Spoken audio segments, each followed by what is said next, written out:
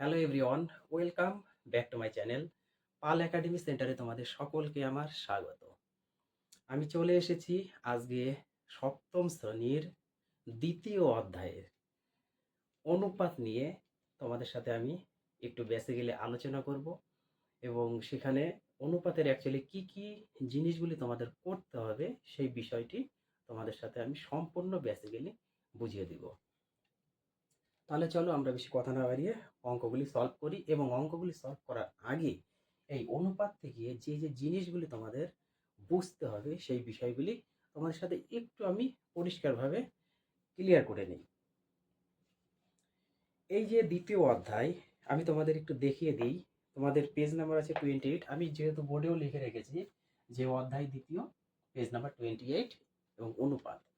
এই যে তোমরা দেখতে পাচ্ছ যে 28 পেজে, একটু ভালোভাবে দেখবে, 28 পেজে নিচের যে ছকটি আছে এই ছকটি আজকে তোমাদের সাথে আমি আলোচনা করব। অনুপাত, এই যে অনুপাত, অনুপাত তো আমরা জানি, সকলেই জানি, বিভিন্ন ধরনের অনুপাত আমরা জানি। যেমন হতে পারে 2:3 হতে পারে, 4:5, তারপর 7:9 ইত্যাদি। এই হচ্ছে অনুপাত, তোমরা সকলেই জানো। তো এখন কথা হলো, এই যে অনুপাতটা যেমন আমি লিখেছি 2:3, 4:5, 7:9, এই অনুপাতের দুইটাকে কি বলা হবে, তিনটাকে কি বলা হবে? ওকে, এই বিষয়গুলো একটু ক্লিয়ার করতে হবে, ঠিক আছে? তাহলে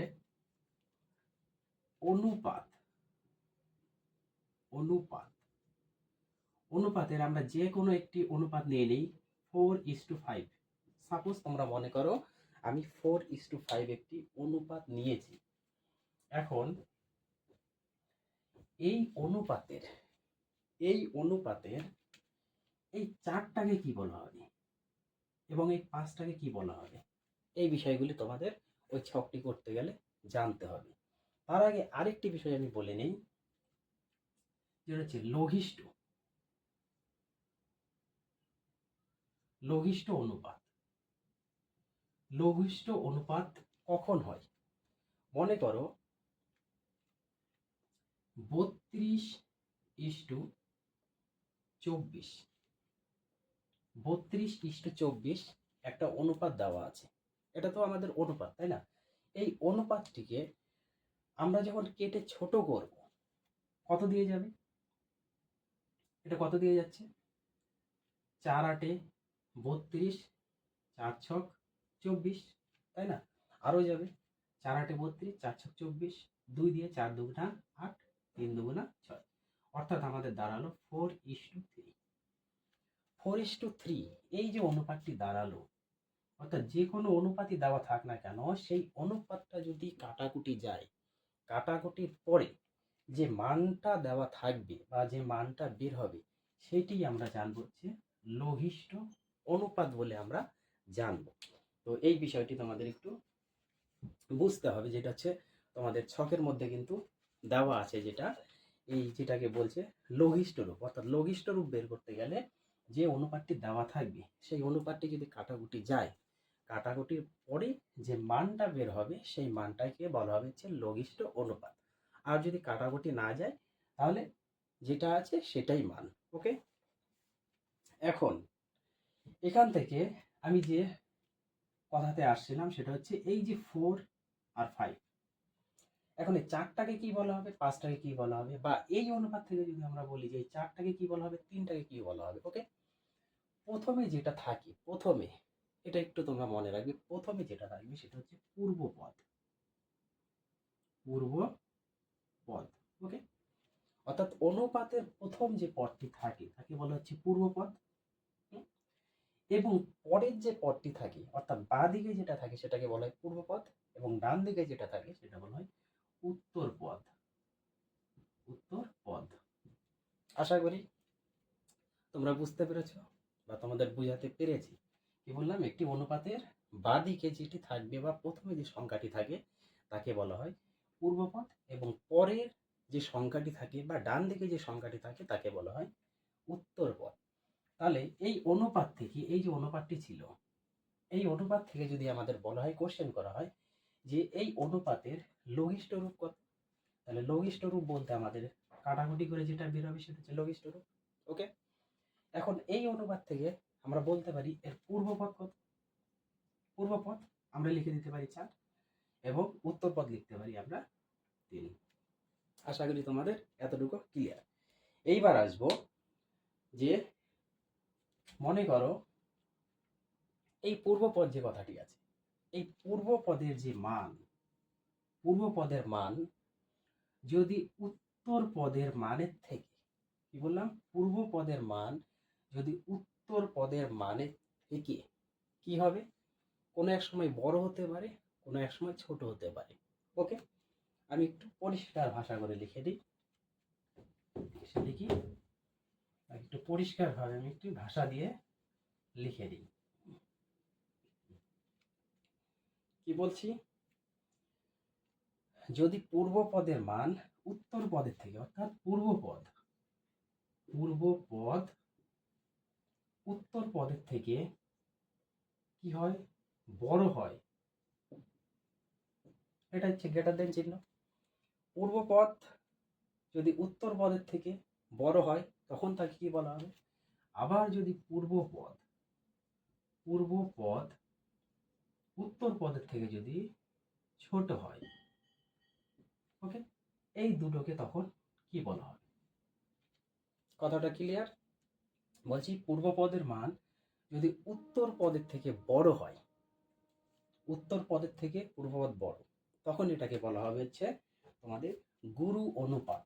তোমাদের ছকে আছে গুরু অনুপাত বের করতে হবে, গুরু অনুপাত। ওকে, এইবার পূর্বপদের মান যদি উত্তর পদের থেকে ছোট হয়ে যায়, পূর্বপদের মান উত্তর পদের থেকে ছোট, তখন সেটাকে বলা হচ্ছে লঘু অনুপাত। লঘু অনুপাত। একটা গুরু অনুপাত তোমাদের বের করতে বলবে, আর একটা লঘু অনুপাত তোমাদের বের করতে বলবে অনুপাত থেকে। অর্থাৎ অনুপাত থেকে আমরা কি কি পেলাম, প্রথমে যেটা ছিল সেটা হচ্ছে লঘিষ্ঠ রূপ। একটু খেয়াল রাখবে, অনুপাত থাকবে, অনুপাত থেকে প্রথমে আমাদের বের করতে হবে লঘিষ্ঠ রূপ। ক্লিয়ার? লঘিষ্ঠ রূপ থেকে আমাদের বের করতে হলে পূর্বপদ কত আছে এবং উত্তর পদ কত আছে, এই দুটো জিনিস বের করতে বলবে। তারপরে বের করতে বলবে তোমাদের গুরু অনুপাত। গুরু অনুপাত আমরা কি করে বুঝবো, যখন পূর্বপদের মান উত্তর পদের থেকে বড় হবে তখন বলবো আমরা গুরু অনুপাত, আর পূর্বপদের মান যখন উত্তর পদের থেকে ছোট হবে তখন আমাদের বলবো সেটা হচ্ছে লঘু অনুপাত। তাহলে একটা, দুটা, তিনটা, চারটা, পাঁচটা মান তোমাদের বের করতে হবে। এই যে গুরু অনুপাত, লঘু অনুপাত, আমি এই অনুপাত থেকে একটু তোমাদের বুঝিয়ে দিই। এটা যেমন 4:5 আছে, তাহলে এই যে পদ, এই পদ থেকে, এই অনুপাত থেকে যদি বলা হয় এর গুরু অনুপাত কত এবং লঘু অনুপাত কত, তাহলে এটি গুরু অনুপাত আর লঘু অনুপাতে আছে সেটা আমাদের কিন্তু জানতে হবে। কখন বুঝবো, দেখো এটা হচ্ছে পূর্বপদ, পূর্বপদের মান উত্তর পদের থেকে, পূর্বপদের মান উত্তর পদের থেকে কিন্তু বড় আছে, 4:5 এই অনুপাতটা, কিন্তু কেউ এটা ধরো না, 4:3 ধরো না, এটা আবার অন্য হবে। তাহলে 4:5, অর্থাৎ পূর্বপদের মান উত্তর পদের থেকে ছোট, কারণ উত্তর পদ বড়, পূর্বপদ ছোট। তাহলে উত্তর পদ যদি বড় হয়, পূর্বপদ যদি ছোট হয়, তাহলে এটা হবে কি লঘু অনুপাত। তাহলে এই অনুপাতটা হচ্ছে লঘু অনুপাত। ক্লিয়ার? লঘু অনুপাত। এবার যদি এটা আমরা ধরি পূর্বপদ উত্তরপদ, পূর্বপদ বড় উত্তরপদ ছোট, তাহলে দেখো উত্তর পদের মান যদি ছোট হয় তাহলে পূর্বপদের মান বড়, তাহলে পূর্বপদের মান উত্তর পদের থেকে বড় হলে সেটাকে আমরা বলেছি গুরু অনুপাত। ক্লিয়ার? এইবার আরেকটি আছে, সেটা হচ্ছে তোমাদের সমানুপাত। সমানুপাত কখন হবে, সমানুপাত, সমানুপাত কখন, যখন পূর্বপদ অর্থাৎ পূর্বপদের মান সমান সমান উত্তরপদ। উত্তর পদ, পূর্ব পদের মান এবং উত্তর পদের মান দুটোই সমান থাকবে। এখানে যেমন পূর্ব পদ আলাদা, উত্তর পদ আলাদা, এটাতে পূর্ব পদ আলাদা, উত্তর পদ আলাদা। কিন্তু যখন কোনো অনুপাত দেখা গেল 1:1 হতে পারে, মানে যেটা থাকবে সমান সমান, 2:2 হতে পারে, 3:3 হতে পারে, অর্থাৎ দুটো মানই সমান থাকবে, তাকে আমরা বলতে পারি সমানুপাত। ক্লিয়ার?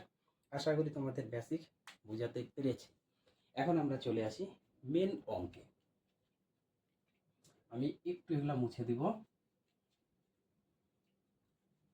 হালকা একটু মুছবো, মুছে আমি তোমাদের ছক, এবার একটু ছকে আসি। দেখো ছকের যে 1 নম্বর অঙ্কটা বলছি, তোমাদের কিন্তু দেওয়া আছে 10:16, অর্থাৎ 10:16 দেওয়া আছে, অনুপাত দেওয়া আছে 10:16।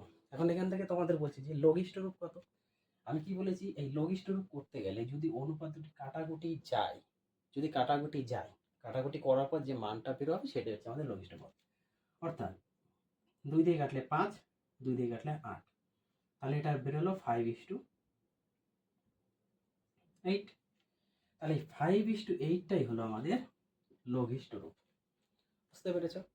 এইবার আসবে পূর্বপদ আর উত্তরপদ কত। অর্থাৎ এখান থেকে পূর্বপদ, তার মানে কি পূর্বপদ, এটা 5 হচ্ছে পূর্বপদ, পূর্বপদ, আর 8 হলো উত্তরপদ, উত্তরপদ। ক্লিয়ার? পূর্বপদ উত্তরপদ আমরা পেয়ে গেছি, লঘিষ্ঠ অনুপাত পেয়ে গেছি। এখন বলছি এটা গুরু অনুপাত কিনা। এবার গুরু অনুপাত কিনা সেটা আমাদের দেখতে হবে, আর লঘু অনুপাত কিনা সেটা আমাদের দেখতে হবে। কি করে? কারণ বলেছে কি পূর্বপদের মান উত্তর পদের থেকে বড় হতে হবে। অর্থাৎ পূর্বপদ কি বড় আমাদের, পূর্বপদ ছোট। পূর্বপদ যদি ছোট হয় তাহলে কি হচ্ছে আমাদের, এটা হচ্ছে লঘু অনুপাতে আছে। এই মানটা 5:8 কি অনুপাতে আছে, লঘু অনুপাতে, লঘু অনুপাতে। পূর্বপদের মান ছোট হলে লঘু অনুপাতে, এবার পূর্বপদের মান যদি বড় হতো তাহলে এটা গুরু অনুপাতে থাকতো। অর্থাৎ ছকের মধ্যে দুটোই আছে, গুরু অনুপাত না লঘু অনুপাত, তাহলে এটা আমাদের লঘু অনুপাত। আর একটা আছে সমানুপাত। তাহলে এখান থেকে কি আমরা সমানুপাত বের করতে পারছি? পারছি না, কারণ পূর্বপদ 5, উত্তরপদ 8, দুটো সম্পূর্ণ আলাদা, তাহলে এটাতে কোনো সমানুপাত নেই। আশা করি ক্লিয়ার। এইবার তোমাদের যেমন 8:8, 8:8 যে আছে, এই অঙ্কটা দেখো একটু, 8:8, ওকে, 8:8 দেখো, 8:8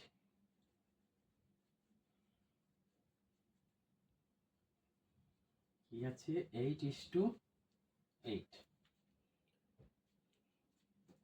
8:8, এটা হচ্ছে আমাদের অনুপাত আছে, অনুপাত, ওকে, এটা হচ্ছে অনুপাত। এই অনুপাত থেকে আমাদের বের করতে হবে কি লঘিষ্ঠ অনুপাত বা লঘিষ্ঠ রূপ। তাহলে 8:8 আছে, এটা যদি কাটাকুটি করি 8 8, 8 8, আমাদের দাঁড়াচ্ছে কিন্তু 1:1, অর্থাৎ লঘিষ্ঠ রূপ আমরা পেয়ে গেছি, লঘিষ্ঠ রূপ, লঘিষ্ঠ রূপ আমরা পেয়ে গেছি 1:1। এখন এই অনুপাত থেকে আমরা কি বের করবো, পূর্বপদ উত্তরপদ। তাহলে পূর্বপদও 1, দেখো পূর্বপদের মান 1, আবার উত্তরপদের মানও 1, দুটোই স্যার। তাহলে পূর্বপদ পেয়ে গেছি, উত্তরপদ পেয়ে গেছি। এখন এখান থেকে আমাদের আরেকটা টেস্ট করতে হবে কি, এটা গুরু অনুপাত না লঘু অনুপাত। পূর্বপদের মানও যে উত্তরপদের মানও তা, তার মানে এর মধ্যে গুরু অনুপাত নেই। সেম আবার পূর্বপদের মান যা উত্তরপদের মানও তা, তার মানে এটাতে লঘু অনুপাতও নেই, গুরু অনুপাতও নেই। তাহলে এর মধ্যে কি দাঁড়াচ্ছে, দেখো আমি একটা কন্ডিশন লিখে রেখেছিলাম, এই যে এই কন্ডিশনটা আমি লিখে রেখেছিলাম যে সমানুপাত কখন হবে, যখন পূর্বপদের মান সমান থাকবে এবং উত্তরপদের মান সমান থাকবে, তখন হচ্ছে আমাদের এটা বলা হবে সমানুপাত। অর্থাৎ এই অনুপাতটি কি আছে, সমানুপাতে আছে।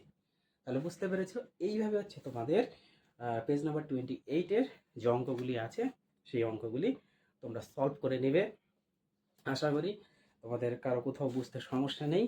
যদি তোমরা এই বেসিকটি বুঝে থাকো তাহলে এই যে ছকটা আছে এই ছকটা তোমাদের পুরো ক্লিয়ার। তাহলে আজকের মতো এই ক্লাসটিতে এতটুকুই। যদি তোমাদের আরও কোথাও কোনো রকম সমস্যা থাকে আমাকে কমেন্ট করবে, আমি তোমাদের সেটি সলভ করে দেব। তাহলে চলো দেখা হচ্ছে পরবর্তী ভিডিও নিয়ে আবার নেক্সট পরবর্তী ক্লাসে।